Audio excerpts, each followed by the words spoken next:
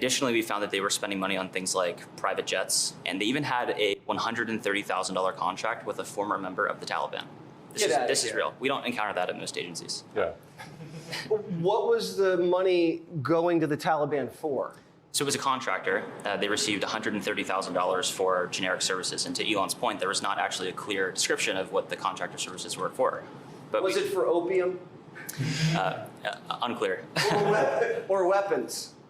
Or nothing. Or nothing. Or abroad? Or yeah, nothing. And you naturally have to ask the question, well, how did we get here? Like when the country was founded, there were only 4 agencies.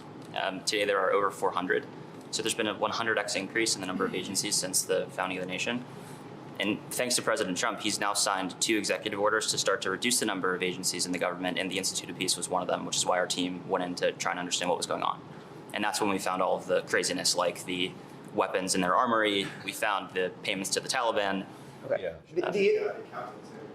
Oh yeah. So Try to hide the evidence. Right, so just a few hours after we got into their headquarters, we found that their chief accountant had actually deleted over a terabyte of accounting records from several years. So you'd have to ask the question, well, why would somebody do that? The Doge team, fortunately, was able to recover that data with the help of a few great employees at the Institute of Peace. And I think the most troubling thing was they received $55 million a year from Congress, and any money that went unspent, instead of returning that to Congress, they would sweep it into a private bank account, which had no congressional oversight. And that's what they would use to fund things like events at their headquarters and the private jets. And so I think it's a great example because most Americans don't know what's going on at a lot of these smaller agencies. And this is, I think, the most extreme case of some of the wasteful spend that we're finding. So the agencies are hiding money from you. They're sending it to the Taliban. They have loaded weapons in the department buildings. At the Institute of Peace. At the Institute of Peace. Yes. That's right.